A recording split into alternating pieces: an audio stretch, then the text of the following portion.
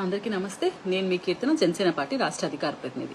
గత 2 రోజులుగా మనం చూస్తున్నాము, సాయి అనే అబ్బాయి, కృష్ణలంకకు చెందిన అబ్బాయిని లాకప్ డెత్ చేశారని, ఆ అబ్బాయి శవం కూడా కనిపించకుండా బూడిద చేశారని వాళ్ళ తల్లిదండ్రులు ఆవేదన అందరికీ అర్థమవుతోంది. నిజాలు తెలుసుకోకుండా సాక్షి మీడియా శవ రాజకీయాలు ఎలా చేయాలో బాగా తెలుసు కాబట్టి ఈ ఇష్యూని అంబటి గారిని యూజ్ చేసుకుంటూ చాలా విష ప్రచారం కూటమి పైన చేయాలని చూస్తుంది. ఎవ్వరు కూడా కూటమిలో ఒక అన్యాయంగా అకారణంగా లాకప్ డెత్తులు చేస్తాము, శవం మాయం చేస్తాము అంటే ఒప్పుకునే పరిస్థితిలో ఎవరూ లేరు. అది వైసీపీ గవర్నమెంట్ కాదు. ఫస్ట్ థింగ్ అంబటి గారు గుర్తుపెట్టుకోవాలి, వైసీపీ క్యాడర్ కూడా దీన్ని గుర్తుపెట్టుకోవాలి.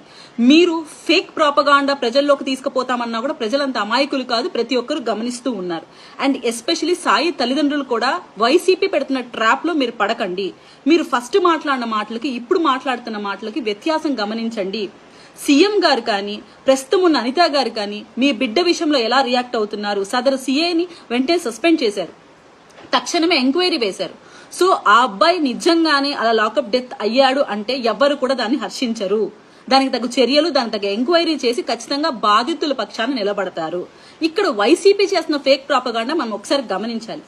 ఏదైతే ఈ సాయి అనే అబ్బాయి కాపు కులస్తుడని పోర్ట్రేట్ చేస్తూ కాపు కులానికి అన్యాయం జరుగుతుంటే ఒక అబ్బాయిని అనవసరంగా లాకప్ డెత్ చేస్తే ఇంతవరకు పవన్ కళ్యాణ్ గారు స్పందించలేదని ఒక విషపూరితమైన వ్యాఖ్యలు చేస్తూ ఎస్పెషలీ సాక్షి ఛానల్ దీన్ని టేకవర్ చేసి ఒక విషాన్ని చిమ్ముతూ మాట్లాడుతుంది. అందులో ముఖ్యులు అంబటి గారు ఏం మాట్లాడుతున్నారో తెలుసుకోకుండా జస్ట్ ఒక ఫేక్ ప్రాపగాండా మనం చేసేద్దాం, దుమ్మెత్తి కుటుంబం పైన పవన్ కళ్యాణ్ గారి పైన పోసాం అనే ఇంటెన్షన్ తప్ప ఇక్కడ ఏమీ కనిపించట్లేదు. మీరు క్లియర్ గా గమనిస్తే సాక్షి ఛానల్ థంబ్నెయిల్స్, సాక్షి ఛానల్ చూపిస్తున్న ఆర్టికల్స్ మీరు క్లియర్ గమనించండి. అండ్ అంబటి గారు చూపిస్తున్న ఫొటోస్ మీరు గమనించండి. అక్కడ కనపడుతున్న డెడ్ బాడీ నవీన్ రెడ్డి అని అతంది. ఆ చేతి గోర్లు అవంతా నవీన్ రెడ్డి ఫొటోస్.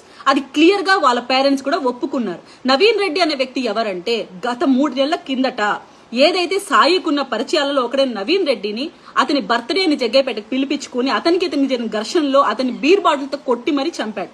ఆ కేసు కూడా సదరు సాయి అనే వ్యక్తి పైన ఉంది. సాయి అనే వ్యక్తికి జస్ట్ 25 years ఏజ్ ఉంటే 22 కేసెస్ ఉన్నాయి. ఎస్పెషలీ వైసీపీ గవర్నమెంట్ లోనే 14 కేసులు నమోదయ్యి ఉన్నాయి. మీరు గమనిస్తే సాయి అనే వ్యక్తి ఒక రౌడీ షీటర్ గా, ఒక దోపిడీదారుడుగా, ఒక రేప్ చేసిన పర్సన్ గా, అలాగే మనం గమనిస్తే గంజాయి దాగుతున్న వ్యక్తిగా ఇలా పలు కేసులు అతని పైన నమోదయ్యి ఉన్నాయి. అతను ఒక రౌడీ షీటర్ గా కూడా గుర్తింపు పొందిన వ్యక్తి. ఇటువంటి వ్యక్తి ప్రవర్తనని మనం గమనిస్తూ మాట్లాడాలి. అంతేకాని ఒక వ్యక్తి రౌడీ షీటర్ గా ఉన్న వ్యక్తిని మీరు కాపు కులానికి ఆపాదించి కేవలం రాజకీయ ప్రయోజనాల కోసం మాత్రమే మాట్లాడుతున్నారు. ఇప్పుడు నిజంగా మీరు న్యాయం జరగాలని కోరుకుంటున్న వ్యక్తులైతే ఆ మిస్టరీ ఏంటని కనిపెట్టడానికి ప్రయత్నించాలి. పవన్ కళ్యాణ్ గారికో కూటమి ప్రభుత్వానికో దీన్ని ఆపాదించి మాట్లాడడం కోసం మీకు ప్రేమ, అభిమానం, అన్యాయంగా ఈ కేసు మీద జరిగింది అని ఉంటే నేను ఒక మాట మిమ్మల్ని అడుగుతాను. ఈ అబ్బాయి తన సేమ్ కాలనీలోనే ఒక కాపు అమ్మాయిని, మైనర్ బాలికను రేప్ చేశాడు సాయి అనే అబ్బాయి. ఆ అబ్బాయి మీద ఆ కేసు కూడా నమోదయ్యి ఉంది. అండ్ ఆ అమ్మాయిని రేప్ చేయడమే కాకుండా తన ఫ్రెండ్స్ ని కూడా పిలిపించి రేప్ చేశాడు. అటువంటి అబ్బాయి పోలీసులు పట్టుకొని వెళ్లి అబ్బాయి మీద ఫోక్సో కేసు కూడా నమోదయ్యి ఉంది. ఆ విషయం తెలియగానే ఆ సదరు ఆ పాప కూడా కాపు మహిళే, మైనర్ బాలికే. ఆ అమ్మాయి తండ్రి ఆత్మహత్య చేసి చనిపోయాడు. మీరెందుకు ఆ ఫ్యామిలీ పైన కూడా మద్దతు మాట్లాడటం లేదు? కేవలం శమ రాజకీయాలు చేయడం కోసం మాత్రమే వైసీపీ ప్రభుత్వం ఈ కేసుని టేక్ ఓవర్ చేస్తుంది తప్ప నిజంగా సాయి కుటుంబానికి గానీ ఆ తల్లి ఆవేదనకి గానీ గమనించట్లేదు. అమ్మ, మేము సాయి పేరెంట్స్ గానీ వాళ్ళ ఫ్యామిలీ మెంబర్స్ ఒకటే తెలియజేది ఏంటంటే కూటమి ప్రభుత్వంలో ఇలాంటి లాకప్ డెత్లను ఎంకరేజ్ చెయ్యము. దయచేసి మీరు గమనించాలి. మీ బిడ్డకు ఏదైతే అన్యాయం జరిగిందని మీరు ఆపాదించి మాట్లాడుతున్నారో అది నిజమైతే ఖచ్చితంగా తగు చర్యలు తీసుకుంటారు, వాళ్ళకి శిక్షలు పడతాయి. కానీ ఇలాంటి శవ రాజకీయాలు చేస్తున్న సాక్షి ఛానల్ ని అంబటి రాంబాబు గారు కొంచెమైనా బుద్ధి తెచ్చుకోవాలి.